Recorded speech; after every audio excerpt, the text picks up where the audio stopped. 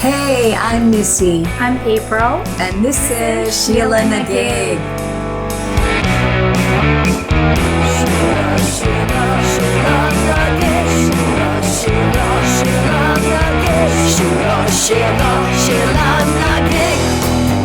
Hey, welcome everybody. Thanks for listening. We're so glad you're back. Each week, of course, you know the drill. We present, we explore our own SheelaNaGig. To us, that's a woman whose strength and perseverance has led her to greatness, who empowers us, inspires us, and obviously somebody we want to bring a lot more light to. It could be somebody you've heard of. Or somebody you haven't, but should. Or maybe it's somebody you've heard of and we want to tell you a little bit more, or maybe we're even going to tell you a little something different because we feel like the facts maybe aren't straight. So, yeah. So we're just excited to share with you, and we always appreciate you being part of the conversation. We welcome your comments, your questions. And again, thanks for listening today. How are you, April? I'm mostly great. Mostly great. Mostly great. In that what?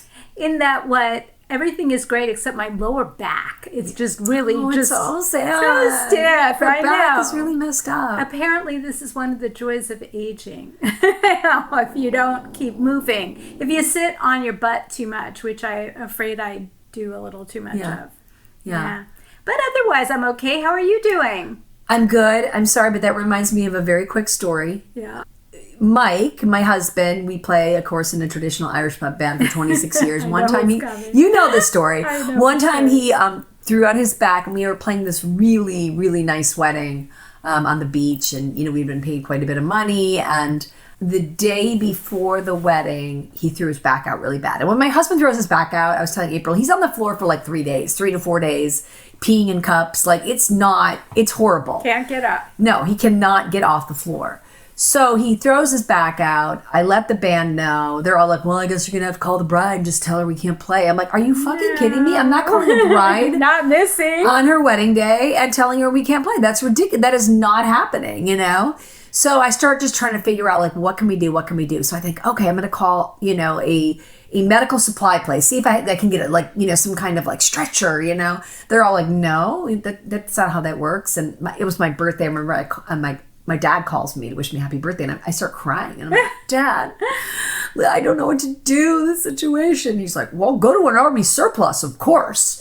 And I was like, what? I mean, I didn't even thought of that. He was like, and there was one right around the corner from my house. I called them. They're like, yep, we have 2 stretchers. Went over, grabbed a stretcher, called my band. Gig is on. We're all good. We load him in.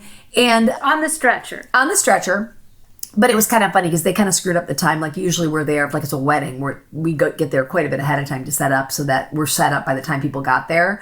But whoever arranged this wedding, like we were arriving at the same time the guests were. And the band's like, great, go explain it, Missy. And I'm like, we have a man on a stretcher. Do not be alarmed. He is in the band and the show must go on. And everybody, yeah. So in the end, we had his mic down. He laid on the ground, on a stretcher, played mandolins, had the mic down there. He's like, you can't see me, but you can hear me.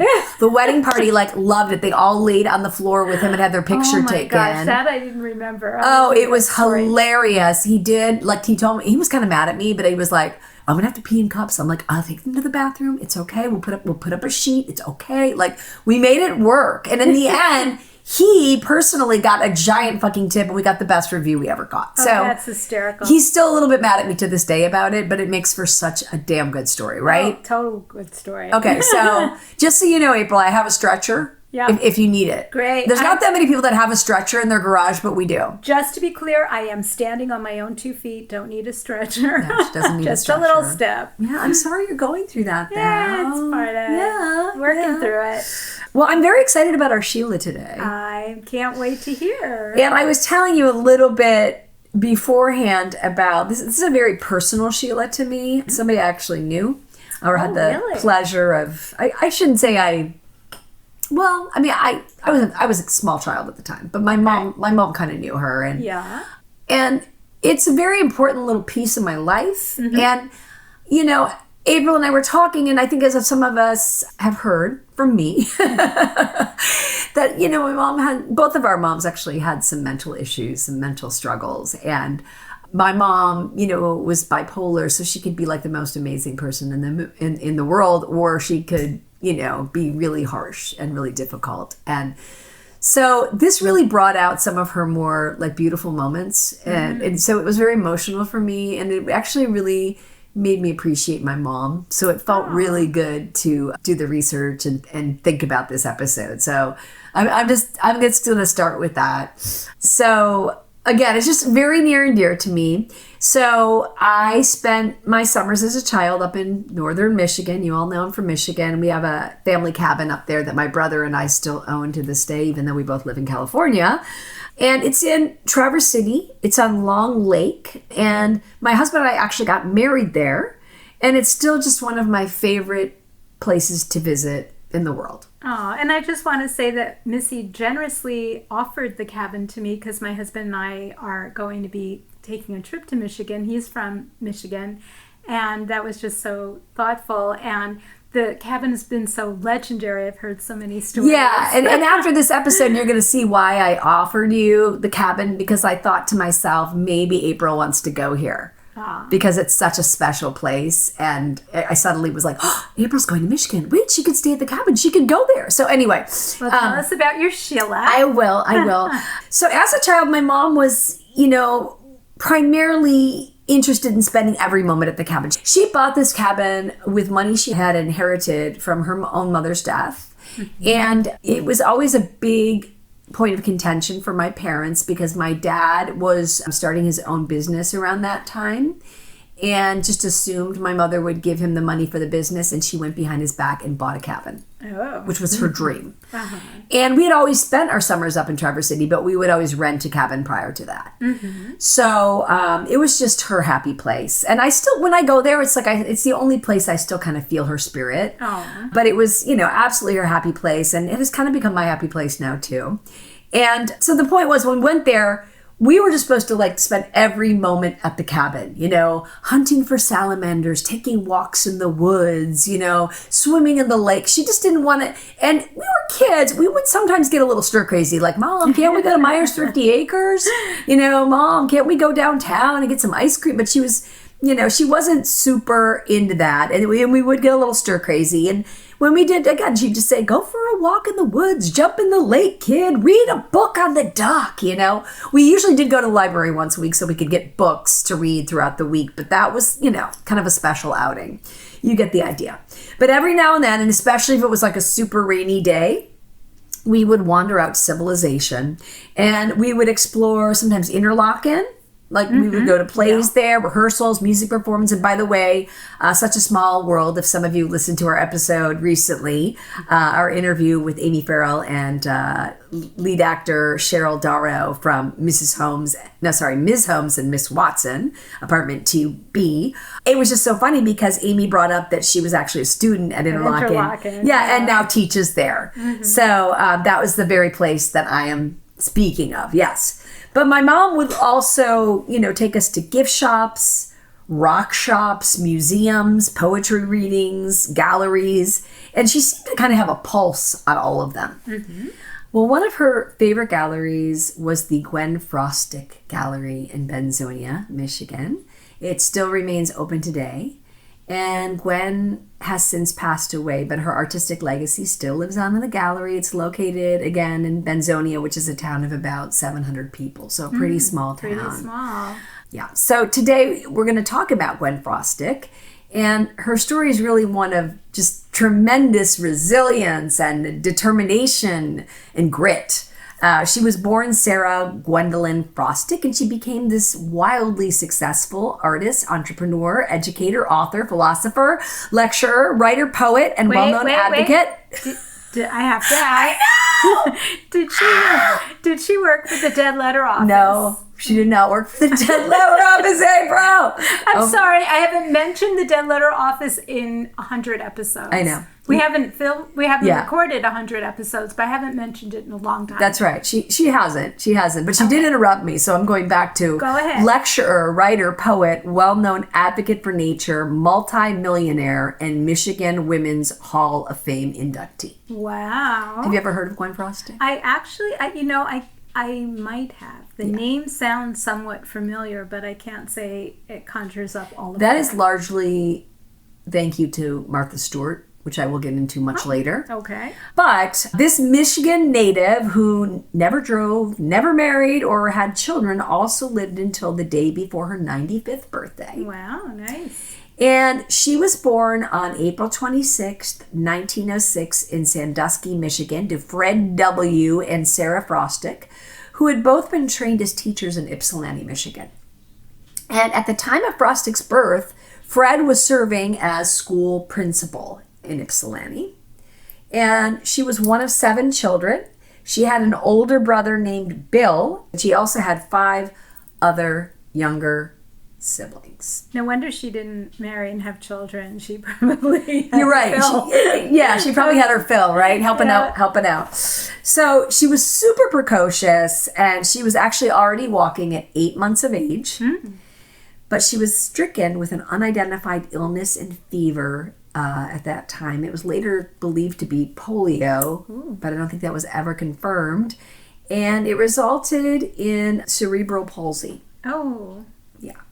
So this left Frostic with some physical differences and a lifelong disability, including weak, stiff hands, a limp, a withered left arm and hand, a drooping mouth, and slurred speech. Experts also saw a limited life for her in both length and quality, and suggested that Gwen would never be able to walk again or learn to talk or go to school. But her parents, Sarah and Fred, refused to agree to this. And obviously they were right, because she lived a nice long life. She did. It's funny. I keep removing my jewelry because it's making a lot of noise. I apologize. I'm fixing it right now. Just for the record, because you can't see her, Missy was really decked out today, looking fabulous, and layers of jewelry. Wow, thank you. Except for I don't have any makeup on, which is kind of unusual for me because I was running late and I have not been sleeping, and I have giant black circles under my eyes. So. Giant. They're giant. Not, yeah. Yes. Anyway. Yes. Anyway. We digress. Okay. So again, her parents, Sarah and Fred, they never coddled Frostic from day one. Instead, they imbued her in an independence and toughness which served her well throughout her extraordinary life. So at that time, when you had children with disabilities, they were kept at home, or sometimes they were, given to the state. I mean, it was very sad. But again, Gwen's mom wouldn't hear of it. Neither would her dad. Gwen went to school, and she was expected to do help with the other kids and to do household chores. And later in life, she reprimanded those who would call her handicapped or disabled. That was never even in her vocabulary. That's wonderful. I know. Yeah. So a little side note, though, here is that getting back to the fact that we would visit quite often. I mean, we would probably go there maybe like 3 times every summer. And to the gallery. Yeah, to the gallery. Yeah. And Gwen would be there. She'd be walking around and talk. She loved talking to people and greeting them. And, we lived in Detroit, so we would come up every summer. And, we hadn't seen her for, a year or whatever. And we would go up there. My mom would be like, Gwen! And I never was quite sure if she really remembered my mom, but I kind of thought she did. And, then my mom would, she'd drag all 4 of us out there, as long as she could. I think I got dragged out there a lot longer than my siblings did. Because you were the youngest. I have a lot of memories of just she and I being there, too. Yeah, because I was the baby. So I just remember her being like, and Gwen, you remember Melissa, my youngest here. Gwen, say hi to Miss Frostic. Oh, hi. And I think she has no idea. She does not remember me. My mom would always, kind of parade us out and say our names and introduce us. And, she would bring up something that Gwen had told her, oh, I remember when you told me about this book, and, I bought that book. And, just so they had a somewhat of a cordial relationship. Again, I maybe she recognized my mom. She saw a lot of people. She always was very kind and act like she recognized my mom. So who knows? But anyway, the truth of the matter was that, my mom just loved people, and she loved to ask a lot of questions, and she loved to hear everybody's stories. Does this remind you of somebody? Yeah, somebody who loves to tell stories. Keep going. And hear stories. Hear stories. No, my mom, yes, that's true. My dad was the big storyteller. My mom wasn't a big storyteller. She just liked to ask the questions and hear the stories. Okay, so just to be clear, Missy inherited both from her parents. She both listens and asks and gets into in-depth conversations about people's life, and then she retells them stories. Brooke gets so annoyed. We'll be grabbing a bite to eat at a restaurant. We're kind of in a hurry, whatever. And I'm saying to the waiter, "Where are you from?" Yes, and I'm thinking, stop. Where are you going to school? Oh, that's so interesting. Yeah. I knew somebody, and God forbid they came from Michigan. That's another 15 minutes. Oh, at least. At least we got to pull out our hands. Okay, we're doing this right now. Let's go back to Gwen. Okay. So anyway, Gwen wasn't shy, though, like my mother. She loved kind of talking. She seemed to really enjoy talking to my mom. She seemed to really enjoy my mom. Oh. And the other thing is she would take us on little tours around the studio. Oh, how fun. There are these outside paths. Yeah. So she would sometimes kind of take us outside to the paths and point out things in the pond. And, that was kind of cool. And I have this memory of Gwen telling my mom and I, she basically said, "My father told me when I was very young, Gwen, you are different. So you're going to have to work much harder. You don't want people to feel sorry for you. So you need to just find something that you love and that you can commit to, and you need to run with it or your life will go nowhere." Wow. And it's so funny because when I was doing my research, there's a lot of quotes about her mother being the one who was, that her mother was the one who pushed her. Her mother. And I remember her very clearly talking about her father saying that to her. So maybe it was both. I'm going to say it was both of them. They just sound like very amazing, supportive parents is what they sound like. Yes. Kudos to them. Ahead of their time. Yeah. So Frostic showed an early interest and aptitude for art, and she began practicing drawing to strengthen her hands. And also just thinking about the fact that she had these very weak, stiff hands. So her decision to pursue art is really remarkable to me. Yeah. Think of all the other things that might have been easier that maybe she could have pursued. Right. Yeah. But clearly, this just goes to show that I think people are born artists. I don't think that was something she could deny within herself. So she, used her hands and wanted to use her hands, and she really wanted to strengthen her hands. So that's what she did. And her mom and dad just continued to be strong advocates for her involvement in any type of artistic activity, any kind of diverse activity, despite her disabilities. And she lived with her family in Croswell, Michigan, and then in St. Charles after she had been living in Ypsilanti before the family moved to Ann Arbor in 1917 so her father could earn his bachelor's degree at the University of Michigan. And then in 1918, the family settled in Wyandotte, Michigan, where Fred became the superintendent of Wyandotte Public Schools, and the children all attended Wyandotte Public Schools as well. So shout out Detroit, downriver. We're talking downriver. Gwen Frostic lived in downriver. So in Wyandotte, it's actually right near the Detroit River. So Gwen was kind of exposed to both kind of the sophisticated urban atmosphere, but she also was exposed to a lot of lush kind of splendor, with the river right there, and there was, a lot of plant life. And she also had a really big garden. Her family was really into gardening, so they all gardened together. So these influences would be reflected through Gwen's life. And her love of nature continued to be reflected in her artwork. And Frostic once said, quote, "I work with nature because it treats me equally." Ooh. Isn't that beautiful? Yeah, that is beautiful. I love that. Yeah. So Gwen didn't let anything get in the way of accomplishing her goals. And in June of 1924, she graduated from Theodore Roosevelt High School in Wyandotte, and there she had completed several courses in mechanical drawing, and she was known for using a handsaw to create event posters for her school.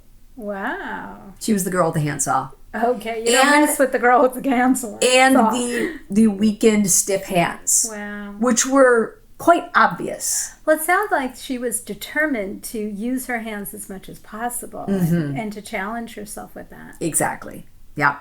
She's a Sheela. She's a Sheela. After high school, Frostic went on to study art education at Eastern Michigan University, and she joined a sorority and she earned her teaching certificate there. In 1926, though, she transferred over to Western Michigan University, where in an art class, she carved her first linoleum block artwork, which requires great pressure to cut. So again, going back to those weakened hands. Right. So I can imagine that would have been pretty difficult for her. But of course, she loved it. It changed the course of her artistic life, as you will later see. And April, you know what we're going to do with that? We're going to put a pin in that. I love putting pins in that. I think April loves putting. I think we have a couple pins coming up. April loves putting pins. So let's put a pin in that. She made her first linoleum block there. Okay. So she decided though she wanted to leave Western Michigan.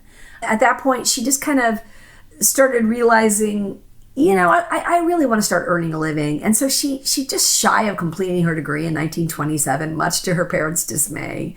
She had big dreams, and she said, I'm moving on. I want to make a living.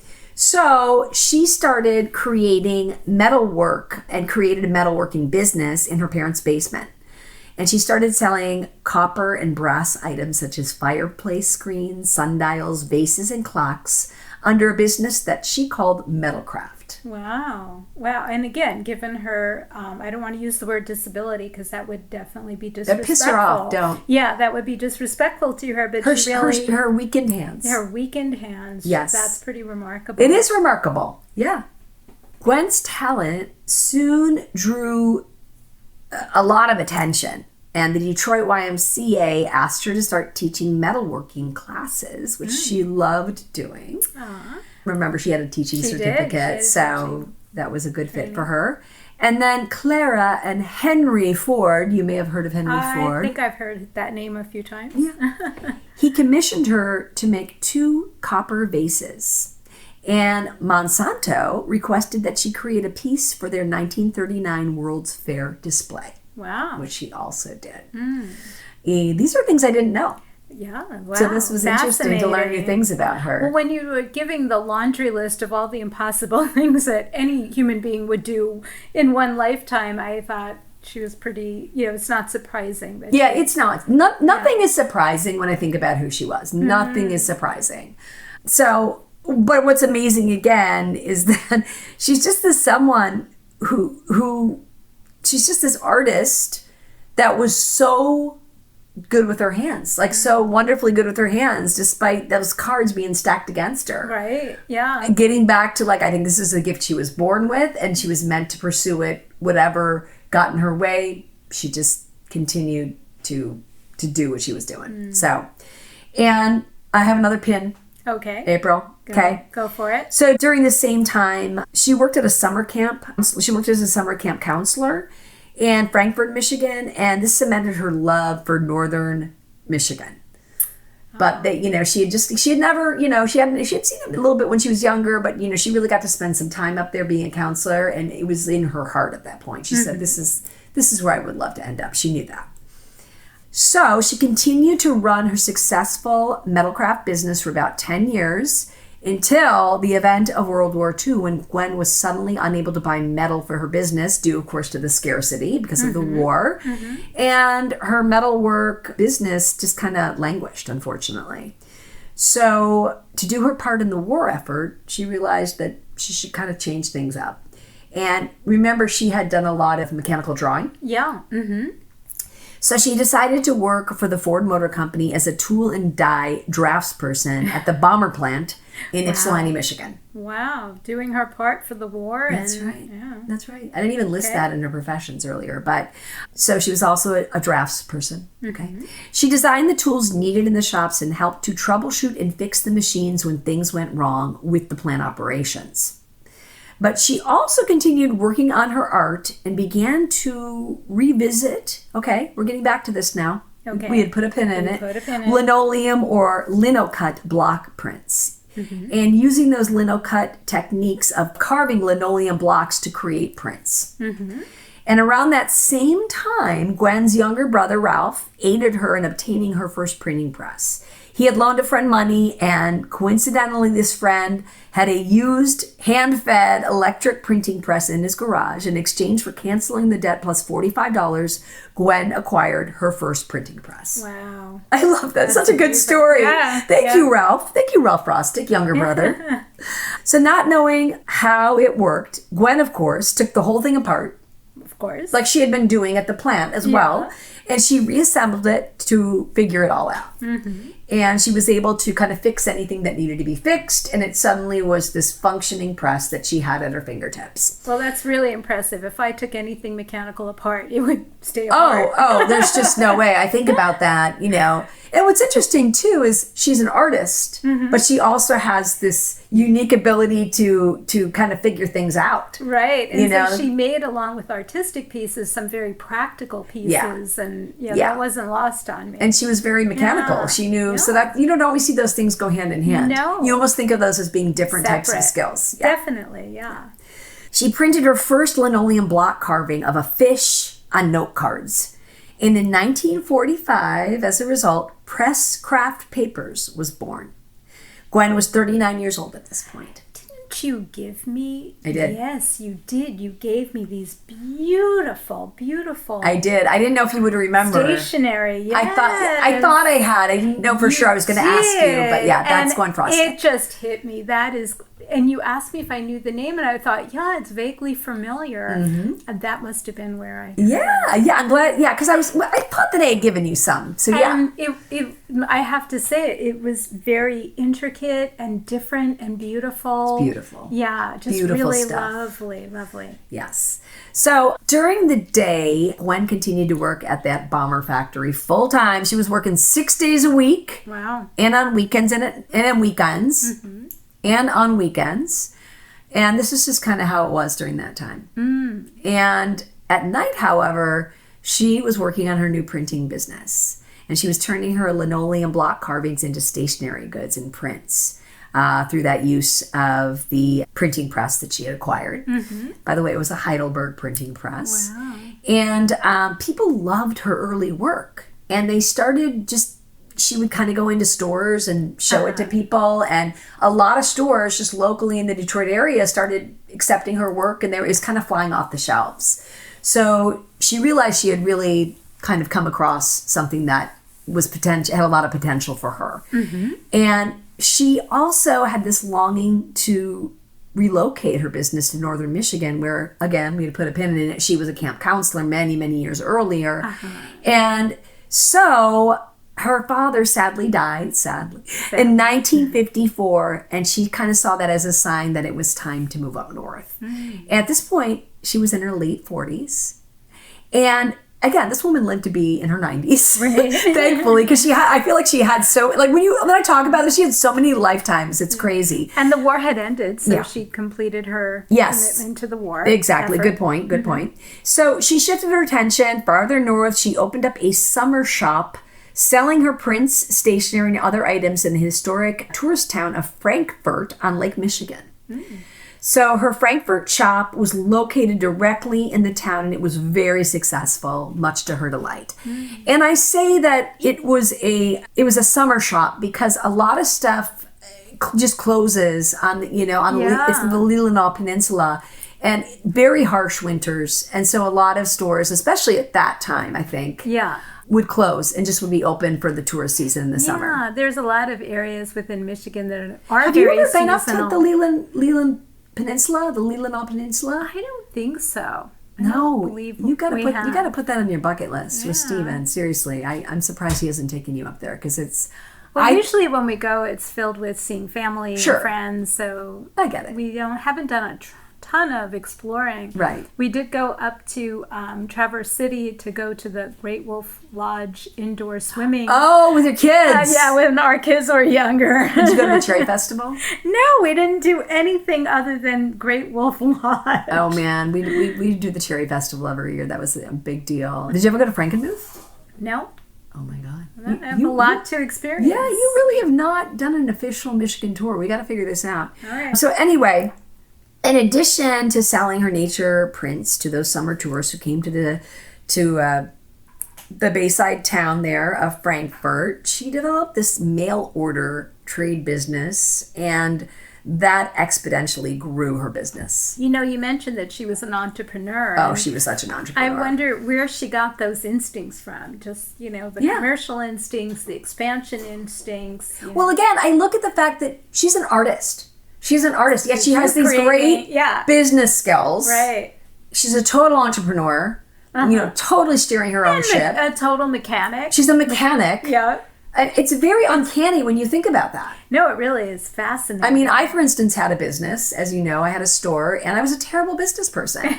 I'm a good artist. I'm a good people person, but forget about the business aspect of it.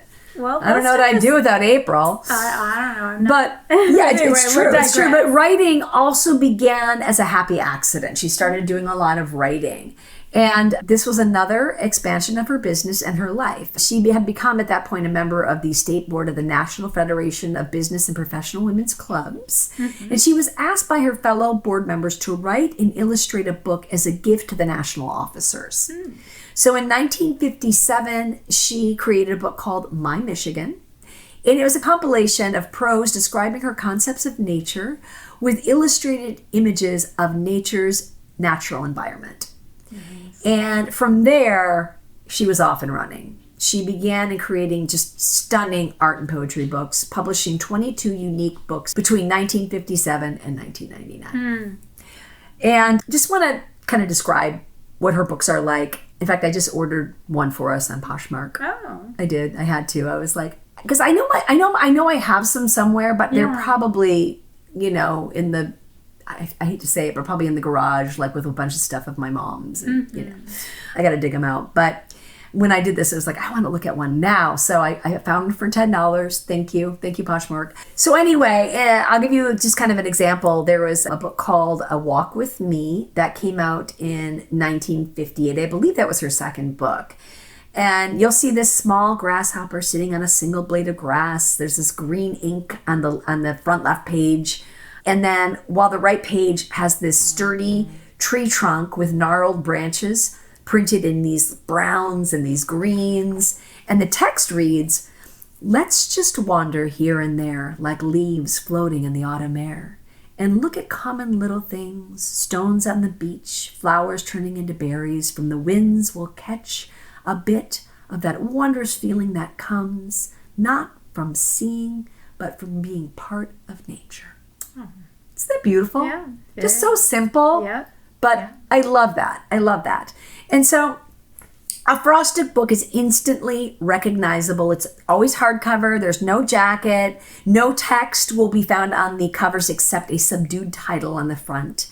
And then it's simply but exquisitely printed with these illustrations of wisps of free verse that flow across each page. And in her books, you'll be amazed by the many various fancy papers. She came up with this great technique where she uses some smooth paper, some textured, some embossed, some molted. Some are like tissue paper, some are translucent. Again, this is reminding me of the stationery you gave me as a beautiful gift. Mm-hmm. Yeah. Mm-hmm. I think she uses more of a translucent kind of paper with some of the greeting cards and stuff. It has a delicateness. Very delicate. It's not a cardstock. Yeah, no, but it very is like light, wispy images of nature. Yeah. Quite lovely. Oh, yeah.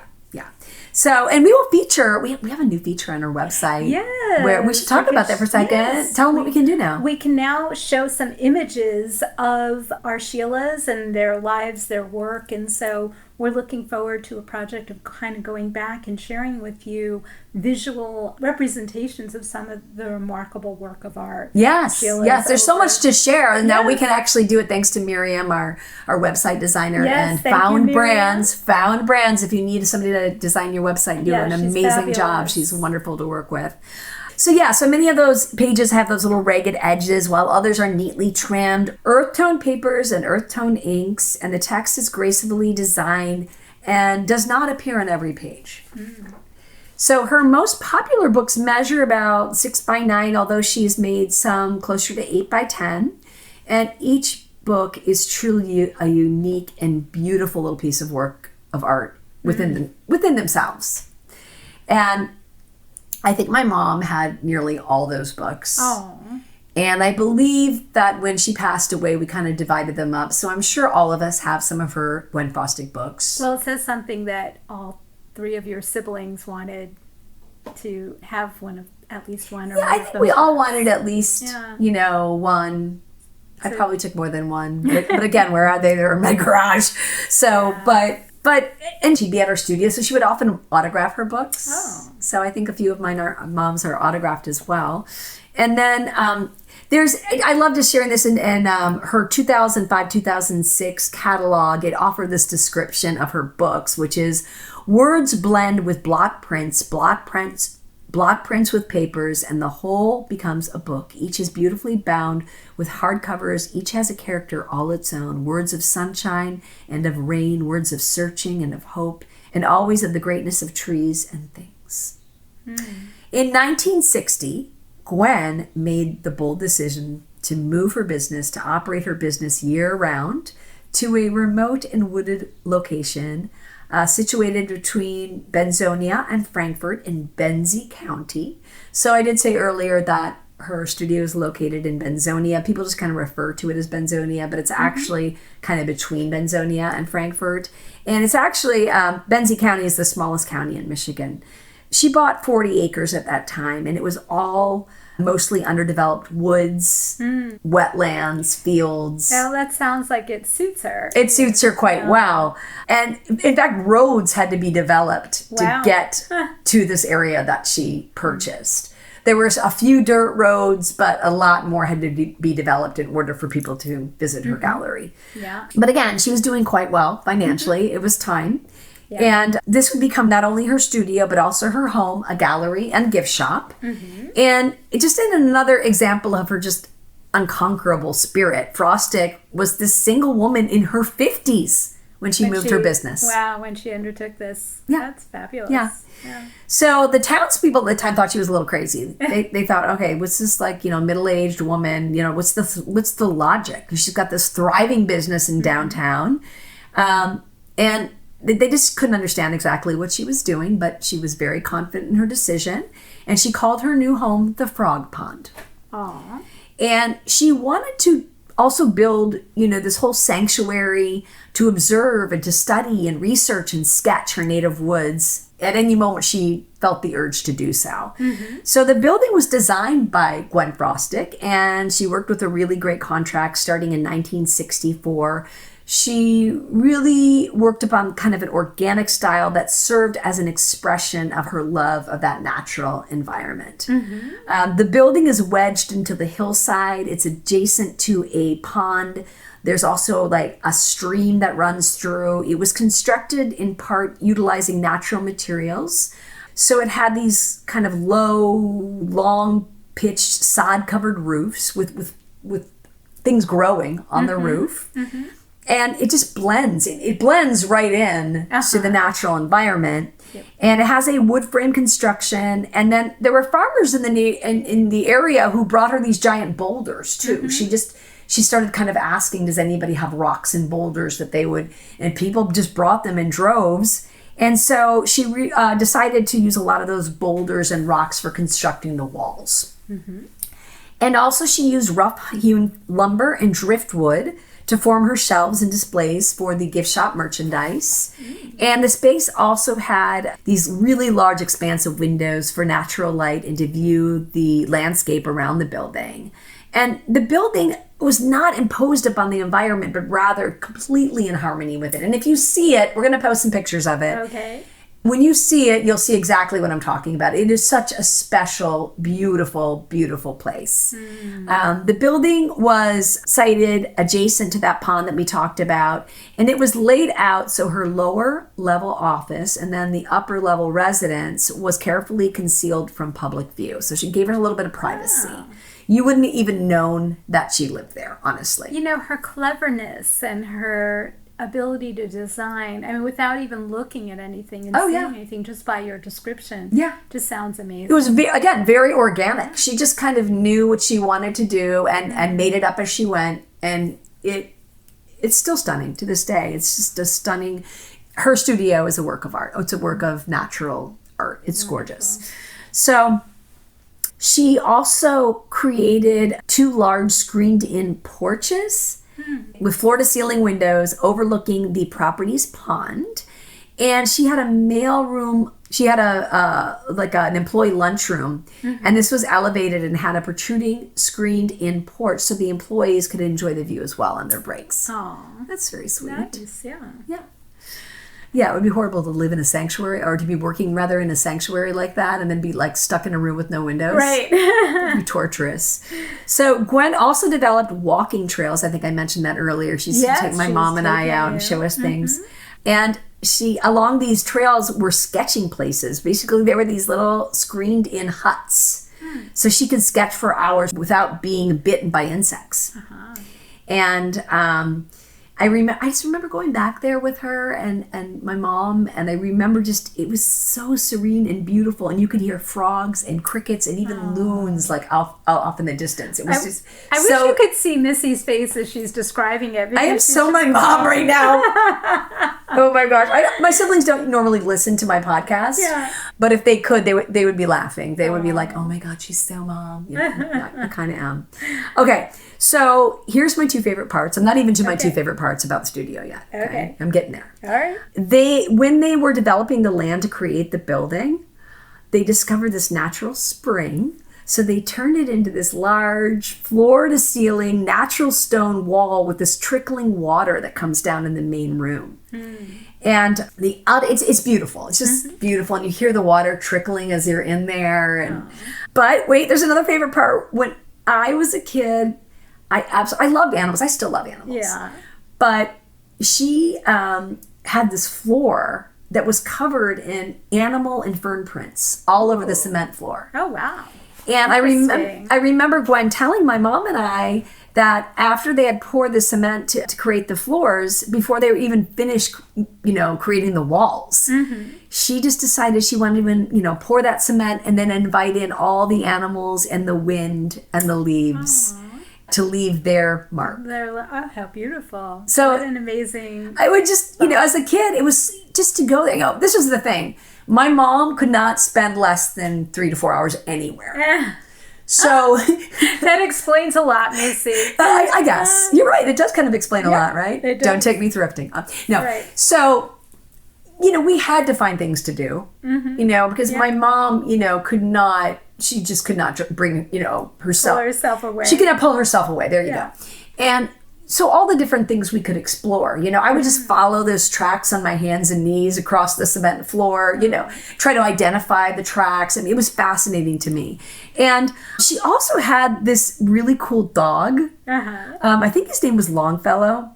And he was mid-sized, he was white with brown markings, and he was always with Gwen, always at her side. And she let him just kind of walk around everywhere. Everyone kind of, pet Longfellow. But she also let him walk on the cement. So when she let the animals in. So there's also dog tracks. And I remember she used to tell him she would always serve him steak. And again, Longfellow was super fun to play with, those hours on end when I was going a little stir crazy after we had been there for, 3 hours. Right. And, of course, my mom would often embark on these long conversations with Gwen, which I was never mature enough at that time to really take an interest in. But now I kind of wish I had been more mature, especially doing this episode. I mean, I could have heard so many more stories, I'm sure. Well, you have to give yourself some grace as a little kid. Yeah, exactly. Spending hours in this place. Yeah, exactly. So Frostic also installed a viewable room. So while you were in the gallery and gift shop, it overlooked basically these original Heidelberg platen presses, and they would just be humming. You would see these beautiful black presses creating her work. You could watch them in action and hear them. And that was just this lower level that had this open space that you could just look right over the gallery into that area. Again, that really speaks to her mechanical eye. And her creative eye at the same time. And bringing that into this natural surrounding. Right. You wouldn't really maybe think that would work, but it was a beautiful touch. That's amazing. It was beautiful. Yeah. And again, that was something as a kid, now it's time to go watch the printing presses for a while. There was many things to do there. And so the grand opening for the shop occurred on April 26th, 1964. This was Miss Frostic's 58th birthday. Wow. This is what I'm thinking, like, she's starting her whole life over. Yeah. She's starting a whole new venture in her life, and she's older than me. Wow. Like, no, and she's... Well, she's younger than me. No, yeah. But she's older than me. It's crazy. And so the business, of course, continued to be her life. She poured her entire self into it. She held court at her shop, like I talked about, talking to customers. She was always autographing books. And over time, she also grew the wildlife sanctuary into a 285-acre property. Wow. And when she was not at her studio, she traveled the state by car, giving approximately 40 lectures per year about her work and the importance of Michigan's natural environment. Okay, I have to admit, I'm getting a little tired thinking about all this. Yeah. And that doesn't happen to me very often because I have a lot of energy. Right. But how did she do this? She must have been exhausted. Well, obviously she was really fueled with a lot of passion and determination. She was. She never seemed exhausted. She didn't. She always seemed very happy and just interacting with everybody. And she always seemed very happy and excited about life. So good for her. The Gwen Frostic Studio, of course, proved to be a great success, and it hosted millions of visitors from all over the world and earned her millions of dollars. And the printing operation, over which Gwen had total control, and her actions to conserve and to promote Michigan's natural environment. And in its heyday, the studio was just this beehive of activity. Like when I was a kid, I remember it was always packed, always packed. And you could see people would be speaking in different languages all around you. Yeah. And, visitors would wander through the premises, just taking in those indigenous ways in which those natural elements had been incorporated into the building. And people wrote fan letters from all over the world. This is another really cool thing. So just before, when you would look up, just before the ceilings, there was a whole border of these, envelopes and stamps, like fan letters to Gwen Frostic from all over the world. How cool. So that, when I was done looking at the printing presses, I could go over and just try to, I'd say, how many are from Ireland? I'm going to count all the ones from Ireland. All right, now I'm going to count all the ones from Hungary. I would make little games up, and it was just so entertaining and just so cool to look at. And that really, again, just worked into the whole, organic, artistic concept of what was happening in that studio. The bustling gift shop sold a variety of paper-based products showcasing Frostic's artwork. It had recipe cards, scratch pads, tote bags, stationery, calendars, greeting cards, journals, notebook paper, wrapping paper, and of course, her beautiful books. And I'm sure I'm not naming everything. There's a lot more that was in there. It's crazy.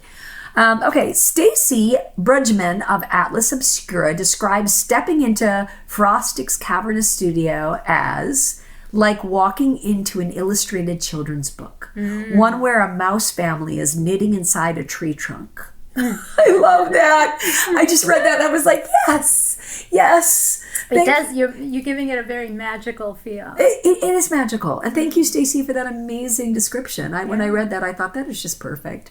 But what really, again, just getting back to it's amazing to think that she single-handedly built this multi-million-dollar art business, Press Craft Papers, at a time when the number of successful businesswomen could be counted on one hand, much less one with a, dare I say, disability. And she did it all her own way by creating and selling her own artwork. It's amazing. That is amazing. It's really amazing. So to quote artist and writer Casey Crowley, another fantastic thing about Gwen Frostic's prints was her pricing and variety of products. As some of the last embers of America's middle class, we didn't have a whole lot of money to spend on art. Oil paintings and fine arts were way, way beyond our means. But anyone with $20 in their pockets could go home with a piece of Michigan's wildlife, a reflection of its nature, and hang it on their wall. And we certainly did. Our cabin still is filled with Gwen Frostic prints. And when my children were young, I had many Gwen Frostic prints that I had framed and I hung in their room. In our guest room, I'll show you when we're done here, we have a Gwen Frostic print. So, and that's here in LA. And another little quote here, according to writer Casey Lavelle, napkins, blankets, see I did miss some, rubber stamps, calendars, mugs, the list goes on. I have to stress, though, that no matter how many items are added to Gwen's inventory, it never feels impersonal or kitschy.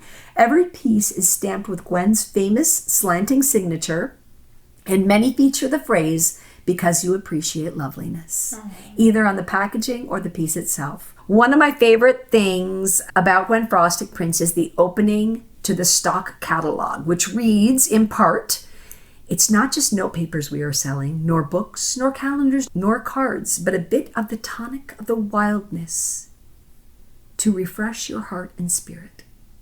Oh, I love that. Isn't that beautiful? The tonic of wildness. I know. So again, another thing I love about Gwen Frostic Studios is every time you buy something, it gets wrapped in Gwen Frostic wrapping paper with a sprig of fresh evergreen held on by a translucent Gwen Frostic nature sticker. Oh. And it was really funny. When I was a kid, we'd have like 50 things. And they would be like, "Oh, how many of them are gifts?" My mom would be like, "All of them," so that we could have every single piece wrapped with, even if it was, so she'd wrap even it. if it was for us. Oh, that's funny. She wanted that wrapping paper and that little sprig of the, they would just kind of lose their minds. Like, "Oh, okay, well, it's going to take a while. You're welcome to just walk around." And it was always my mom's go-to for all our teacher gifts. Like all our teachers got Gwen Frostic for holidays. And it's kind of funny, I have followed in this tradition. Yeah. When I go to Gwen Frostic, I have bought many a teacher gift and other gifts, like the note cards I gave you. Yeah. So every time I visit, I cannot help but to buy 50 things. And have them individually wrapped as gifts. I'm not as bad as my mom was, because I always feel kind of bad. And it's usually pretty busy. It's not as busy as it used to be, but I try to be a little more I try to be a little more conscientious than my mom was, Yeah. and not have my things wrapped. Maybe one of my things wrapped just so I can enjoy the little sprig of evergreen. But, so do they continue to reproduce her work, and is that how the inventory stays on? Because I assume she's no longer with us. Yeah, you're getting ahead of me, April. Sorry. Okay, sorry. I know. Okay. So, another thing to point out. Yep. When we got married at our cabin, Yes. which was wonderful, and our wedding napkins and our thank you notes were all Gwen Frostic prints. Yeah. And everybody also got a mini Gwen Frostic notepad in their little wedding goodie bag. Oh, nice. So it was really a nice companion. Our prints were a nice companion to our wedding. Mm-hmm. So experts report that Frostic carved over 2,200 linoleum blocks during her career. Wow. And at its peak, press craft papers used about 15 Heidelberg platen presses. Wow. Mm-hmm. So part of the magic of Frostic prints also comes from the colors specifically mixed together using the primary colors and those earth colors. They're all mixed by hand, and then they're run through the presses once for every individual color. So that means if your print has 4 colors, it runs through the press 4 separate times. So it's not like they still do this old school. Yeah, they don't do like, the 4-color press all at once. No, they still, if it's 4 colors or 5 colors, they're going to run that through the press 4 or 5 times. And that makes sense. To create. Yeah. A lot of the stuff I feel like is more like 2-color work or maybe 3-color work. I would say 4 is probably the highest amount of ink they put on there. But it's, again, this is what you're watching when you're watching those presses. It's really interesting. That was another thing that was very interesting. You're watching that first thing come up and it's just the tree. It's just the branches. It's brown. You're watching through. And then you come back a little while later, you see they've added a bird to that same tree. It's going through. It's adding the bird. It's adding the bird. So it's so interesting. Yeah. And again, it just makes those prints just so wonderfully unique. Mm-hmm. So, of course, we know Frostic is a huge financial success at this point, as with her bustling studio. And she also started to receive a lot of awards and special recognitions. In 1978, May 23rd was declared Gwen Frostic Day in Michigan. I never knew that. And what's really funny is my mom's birthday is May 25th. Oh, wow. So that's kind of fitting. Yeah. In 1986, she was inducted into the Michigan Women's Hall of Fame. Also, the Michigan Reading Association created the Gwen Frostic Award, presented to notable authors and illustrators who have impacted fostering literacy. In 1998, the Frederick Meyer Gardens and Sculpture Park in Grand Rapids, Michigan, named an area of the park with many indigenous plants and animals the Gwen Frostic Woodland Shade Garden in her honor. In 1999, author and Pulitzer Prize-winning journalist Cheryl James even wrote a biography about Frostic called The Life and Wisdom of Gwen Frostic. So rather than resting on her laurels, though, Gwen continued to create new designs and tended to her business until her dying day, a day before her 95th birthday in 2001. That's amazing. That's remarkable in itself. I know. So Sarah Gwendolyn Frostic passed away peacefully on Wednesday, April 25th, 2001. And Frostic was, of course, rumored to be a multimillionaire from her business, but she was very private about it, so nobody quite knew. And she was also very simple. She lived this very simple life. Other than, going to do lectures and stuff, she often just hung out at her place, at her studio, working and writing. And so she had this very modest life. And it wasn't really confirmed until after her death just how wealthy she really was. So she left $13 million to her alma mater, Western Michigan University, because education played such an important role in her childhood. Wow. It's interesting, too, because that's the school she never finished. Yeah.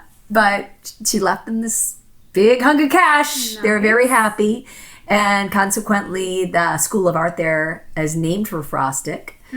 And after Gwen's death, the studio was bequeathed to friends Kirk and Pam Lorenz, who continued the business, which employed up to 20 employees at a time. Wow.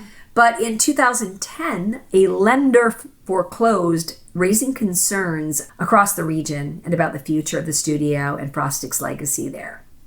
And this led to the sale of the business. It started to get a little bit run down. There were a lot of leaks. When you build something so naturally, you expect it to kind of, eventually erode into the surroundings. And that's kind of what it started to do a bit. So that same year, husband and wife and former employees Greg and Kim Forshee purchased the printing operation. Oh, I'm so glad somebody who knew her. But that's what I thought. They were former employees there. Yeah. I started, of course, rabbit hole. Did they meet there? were they like teenage sweethearts working their summers at the Gwen? And they fell in love, and there was nothing there.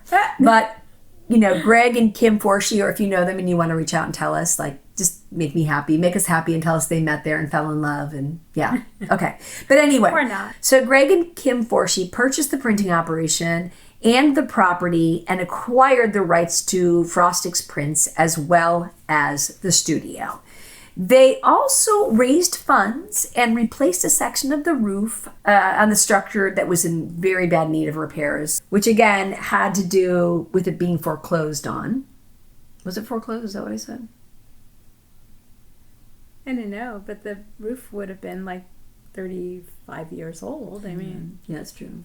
Yeah, foreclosed. That's right. They also raised funds and replaced a section of the roof structure that was in need of repairs. Again, we talked about that with the foreclosure, but it wasn't the only thing. But they were able to really reach out, because they weren't wealthy people, but they really wanted to preserve it. And they reached out to the community, and people were very generous and really helped them. That's very telling. Kind of rebuild it in the way that it needed to be rebuilt. And also to be noted, I never mentioned Bill Frostic, who is Frostic's nephew, and he was always listed as the printing supervisor. And in 2018, he had been running the original presses for over 50 years. Wow, that's amazing. And so throughout the new ownership, he continued to work. Wow, how great that is. I don't know, maybe he's retired at this point, but that was 2018 that he was still there. So, and some cool stuff to be noted. In 2005, remember I said Martha Stewart earlier? Yes. Now it's a little sad because it's after Gwen's death at this point. It's 2005, but Martha Stewart comes across Gwen Frostic in her art and is absolutely blown away. So she features Frostic in an article, and this, of course, introduces her nature-inspired Linocut prints to a much wider audience. So many people who read about it became fans, purchasing her products, and that was a big surge in the business for the studio. I'm sure. Yeah. And in 2018, authors Lindsay McDivitt and illustrator Eileen Ryan Ewin published Nature's Friend, the Gwen Frostic story, a picture book biography. In one segment, McDivitt describes a typical walk of Frostic.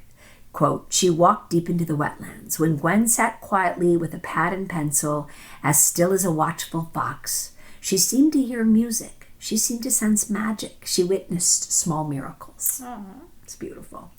In 2021, Gwen's hillside studio and personal residence was named the National Register of Historic Places. And also, to this day, several of Frostic's prints can be found at the DIA, which is the Detroit Institute of Arts. Have you ever been there? I have not. Oh, April. I know. Also, one of the largest displays of Diego Rivera, of course. You can see he painted ceilings there. Wow. Just have Stephen drive you down for one day to go see the DIA. I will have You don't even have to go to the Art Museum's great too, but I always tell people just go to the DIA, go to every floor and look at the art. It's stunning. As of 2022, the Forshees are trying to sell the studio as far as I can tell. There's a little bit of confusion in the research.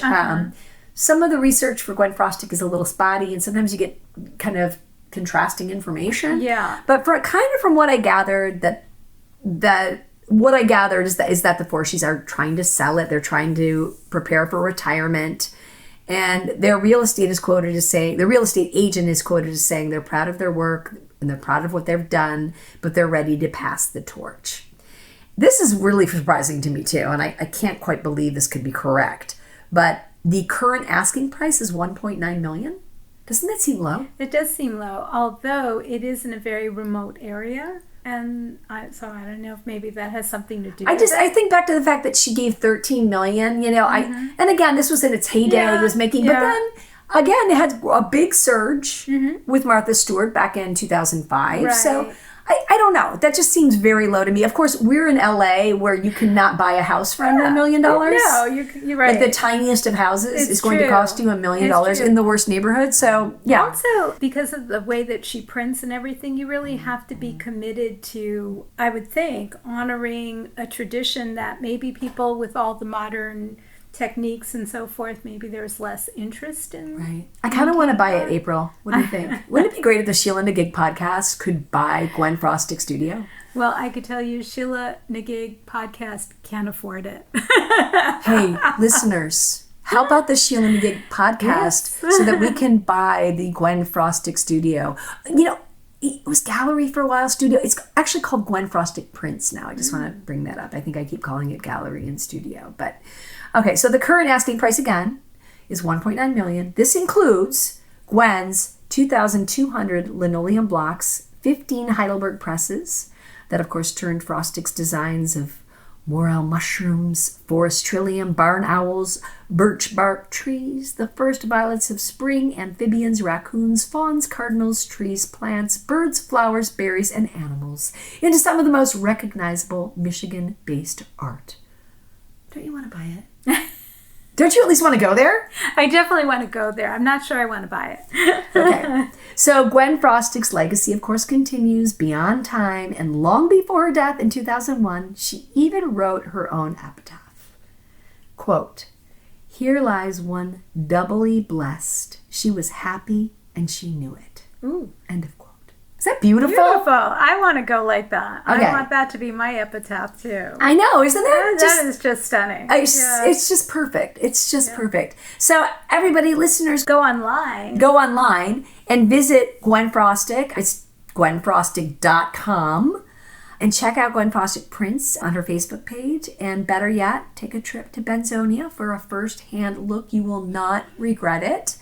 And thank you so much for letting me share this very meaningful Sheela with you. This was just heartwarming. And again, there's so many great memories of my time there and of my mother, which, can be a little bit, what's the word, April? Bittersweet. Bittersweet. That is a good word. That's the word I'm looking for. A little bit bittersweet and complicated. So it was nice to have this really nice connection with my mom in my research and in writing this piece. And And please check out Gwen Frostic. Do yourself a damn favor, okay? But thank you for listening, everybody. We welcome your questions, your comments. The information for this particular piece was a little bit contradictory at times. So if you can give us a little input, we would really appreciate that.